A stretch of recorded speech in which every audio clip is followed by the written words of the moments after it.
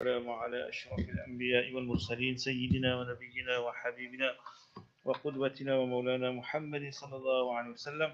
Assalamu alaikum wa rahmatullahi ta'ala wa barakatuh. Respected brothers and sisters in Islam, first we thank Allah subhanahu wa ta'ala once again. Allah has granted us the tawfiq and the ability to perform our Maghrib Salaah with Jama'ah, alhamdulillah. So Rasul sallallahu alayhi wa sallam says that indeed as-salatu imadul deen, that indeed the salah is the foundation and the pillar of this deen. Whoever establishes his salah, for indeed he established his iman. And the person who destroys or is negligent in his salah, that person is in reality destroyed his iman. So we ask Allah to grant us and make us of those who will be steadfast in our salah, that they perform salah only to please Allah subhanahu wa ta'ala. Ameen Rabbil Alameen. Continuing with our tafsir of the beautiful Quran of the Surah Shams, as I mentioned last week, Allah subhanahu wa ta'ala starts off the surah by again taking oaths to the different creation of Allah subhanahu wa ta'ala, and Allah again taking an oath starting the surah wa shamsi wa duhaha, by the suns, by the sun and the light that it produces, and by the moon. Allah subhanahu wa ta'ala took an oath, and then Allah subhanahu wa ta'ala again by the day when it is even brighter, when the later part of the morning, in the afternoon, when everything is completely lit up by the sun. And then Allah subhanahu wa ta'ala also spoke about how Allah has built and erected and how Allah has created the heavens. And Allah subhanahu wa ta'ala speaks about وَالْأَرْضِ وَمَا طَحَاهَا. Allah subhanahu wa ta'ala has created this earth and Allah has spread this earth out. All of these things to remind us about the qudra and the power of Allah subhanahu wa ta'ala, so that we recognize and acknowledge the power of Allah through this creation of Allah. That's why and this is something we teach even our youngsters. Just today the children, they were writing the aqaid paper for exams, and one of the questions in the exam paper is, how do you recognize Allah, the qudra and the power of Allah? And what was the answer? We recognize the power and the qudra of Allah through the creation of Allah. Like Allah has created the heavens, the sun and the moon. All of these is a reminder of the power of Allah subhanahu wa ta'ala and the qudra of Allah subhanahu wa ta'ala. And then Allah subhanahu wa ta'ala, this evening, my beloved brothers and sisters in Islam, Allah subhanahu wa ta'ala again moves away from the heavens, and Allah reminds us of our creation. As insan, as human beings, وَنَفْسُ وَمَا سَوَّاهَا, by nafs, and وَمَا سَوَّاهَا, meaning how Allah has created it sound and well proportioned upon the correct nature. How Allah has created every soul is born on the natural fitrah to obedience and worship of Allah. That's why the hadith mentioned every person, every child born is born a Muslim. In other words, there's a natural inclination towards the goodness and the obedience of Allah subhanahu wa ta'ala and the worship of Allah. Rather, the hadith mentioned, as a child grows up, it is the mother and the father which makes the child a Nasrani, a Christian, or who makes the child a Yahud or a fire worshipper. Or in another hadith where Rasul sallallahu alaihi wasallam mentioned that Allah, the Almighty Allah, says in one hadith al-Qudsi that verily I have created servants as monotheists, but then the devils came to them and distracted them from their religion. So part of those who distract us from the obedience of Allah is the shayateen as well. So every person Allah mentioned in the surah, Allah has created every ruh with a natural inclination towards that fitrah. And that fitrah, as we mentioned, is an inclination towards the oneness of and the obedience of Allah subhanahu wa ta'ala. And then Allah subhanahu wa ta'ala says, فَأَلْهَمَهَا فُجُورَهَا وَتَقْوَاهَا. And then Allah showed him what is the wrong path and what is taqwa, what is the righteous path. As in Surah Balad, Allah also mentioned, وَهَدَيْنَاهُ النَّجْدَيْنِ, that Allah has put in the place, Allah has created insan naturally with the inclination and with the knowledge that he can distinguish between what is haqq and what is batil.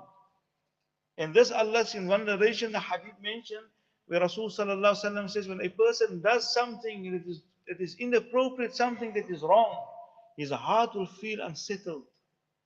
Because naturally that person's ruh and the heart, if it is a heart that is connected to Allah, it will feel unsettled. That's why in one narration, Rasulullah mentioned that al-halalu bayyinun wal-haramu bayyin. That the halal things which are permissible, it is clear cut. The haram things, it is clear cut by Allah, and Rasulullah made haram.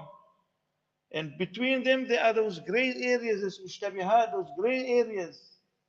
But then at the end of this hadith, Allah Rasulullah mentions, and He brings our attention to the fact that there's a portion or a piece of meat, of flesh in the body, that if it is correct and upright, everything will be upright. But if it is corrupt, everything will be corrupt, and that was the heart. So halal will always be halal, haram will always be haram. If the heart is sound and upright and pious, it will have an inclination towards halal. If the heart is corrupt and the heart is spoiled and polluted with sins and the disobedience of Allah, it will incline more towards the disobedience, to those things which Allah has made haram. That's why when one companion came to Rasulullah and asked him regarding a certain act, Rasulullah replied to him, Istafti qalbak, seek the fatwa, not from the mufti, seek the fatwa from your heart. Seek the fatwa from your heart. Your heart will have the ability to tell you that this is something that's not correct. This is something that should abstain on condition that the heart is connected to Allah subhanahu wa ta'ala. So Allah says, فَأَلْهَمَهَا فُجُورَهَا وَتَقْوَاهَا. Allah has given insan the ability to choose. Allah has created in us the aql, the intellect. And that is what makes us different to animals and malaika. The animals Allah has created only to fulfill their desire. They spend the entire day grazing in the field, eating and eating and eating, only fulfilling their desire. The malaika Allah has created only for the obedience of Allah.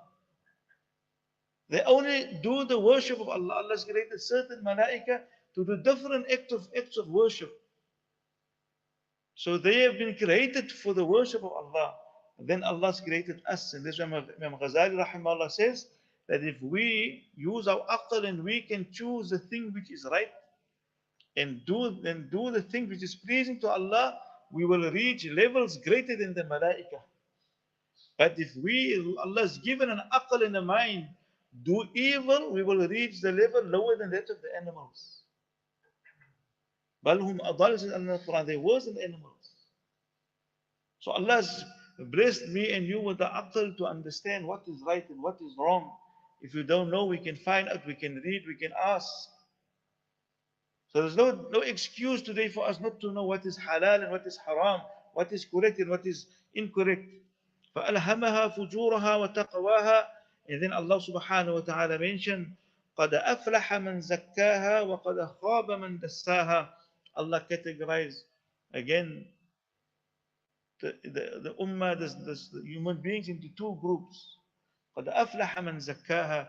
That indeed successful are those people who purify their nafs, who purify their ruh, who purify their hearts. وَقَدْ خَابَ مَنْ دَسَّاهَا. And unsuccessful are those people who pollute their heart and their ruh. Again, reminding us, as if Allah is telling us that Allah has given us the ability to see what is right and what is wrong. But successful will be the one who purifies his ruh and purifies his heart from all evil. And this is not the purification outer appearance where we purify our body and wash our clothing. That is important in Islam, but more importantly, to purify the internal aspects. To see that we are free, our hearts are clean from evil character, from jealousy, hatred, all these type of spiritual diseases. And we do that for the pleasure of Allah, that when our hearts become pure, our ruh becomes pure, then we will find our obedience of Allah will be easier, our inclination towards righteous deeds will be easier, our desire to do righteous deeds will be easier. But وَقَدْ خَابَ مَنْ دَسَّاهَا. Unsuccessful is the one who pollutes his heart and his soul. Why? Because this was the same reason the nur of Iman in Quran couldn't penetrate the heart of the mushrikun. Because of all the wrong that they have done and all the sin. Now sometimes we commit sins, and that's why Rasulullah says, when we commit sins, a black spot appears on the heart. And if you don't seek forgiveness, the spots will increase and it will increase until it reaches a state كَلَّا بَلْ رَانَ عَلَى قُلُوبِهِمْ مَا كَانُوا يَكْسِبُونَ, until it reaches a stage when it is completely rusted. That nothing can penetrate that heart. It's become a dead heart. So we ask Allah to protect us from this We ask Allah to make us from the first group of people, those who always strive to purify the character, strive to purify their belief, strive to purify all spiritual sicknesses, get it out of the heart for the purpose so that we can worship Allah better. For the purpose so that we can connect with Allah subhanahu wa ta'ala, and so that we can have that inclination and desire towards the haqq and a disinclination towards the batil. We ask Allah subhanahu wa ta'ala to give us a tawfiq and understanding. Wa akhir da'wana alhamdulillah.